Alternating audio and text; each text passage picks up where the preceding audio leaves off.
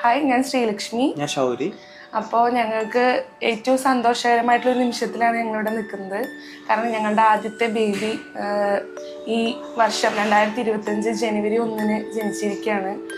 ഞങ്ങൾ ഒട്ടും പ്രതീക്ഷിച്ചിട്ടുണ്ടായിരുന്നില്ല ഇങ്ങനെ ന്യൂ ഇയറിൻ്റെ അന്ന് ഞങ്ങൾക്ക് ഇവനെ കിട്ടുന്നത്. അപ്പോൾ ആദ്യം തന്നെ ഏറ്റവും കൂടുതൽ നന്ദി പറയാനുള്ളത് ദയാ ഹോസ്പിറ്റലിനോടാണ്.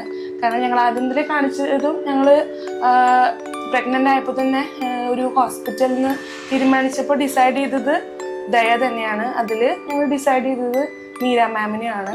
അപ്പോൾ അന്ന് തൊട്ട് ഇന്ന് വരെ അവരുടെ സർവീസ് ആണെങ്കിലും എല്ലാം നല്ല തന്നെയായിരുന്നു. എല്ലാ കാര്യങ്ങളും നമുക്ക് കൃത്യമായി പറഞ്ഞു തരും. വേണ്ട ഗൈഡൻസൊക്കെ അന്നോട്ടേ കിട്ടിയിരുന്നു. അങ്ങനെ അറ്റ് ലാസ്റ്റ് ഞങ്ങൾക്ക് ബേബി ഉണ്ടായി. പ്രത്യേകിച്ച് ഏറ്റവും കൂടുതൽ എനിക്ക് നന്ദി പറയാനുള്ളത് ലേബർ റൂമിലുള്ള എല്ലാവരോടാണ്.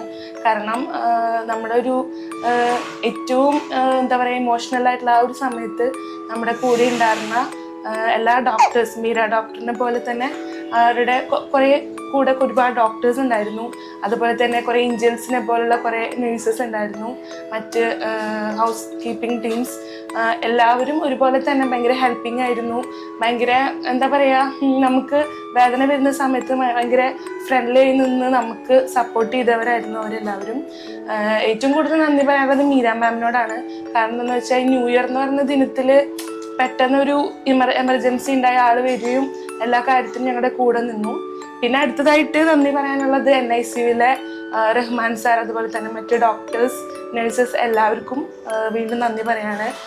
പിന്നെ ഇവനെ ഞങ്ങൾക്ക് ഇത്രയും ആരോഗ്യത്തോടെയും അതുപോലെ തന്നെ എനിക്കിങ്ങനെ ചിരിച്ച് സംസാരിക്കാനും ഇതുപോലെ അടിപൊളിയായിട്ട് തിരിച്ച് വീട്ടിലോട്ട് പോകാനായിട്ട് സർവേശ്വരനോട് ആദ്യം നന്ദി പറയാണ്. അപ്പോൾ ദയ ഹോസ്പിറ്റലിലെ എല്ലാ ഡോക്ടേഴ്സിനോടും മറ്റെല്ലാ ടീം അംഗങ്ങളോടും എല്ലാവരോടും ഒരിക്കൽ കൂടി നന്ദി പറഞ്ഞുകൊണ്ട് താങ്ക് യു.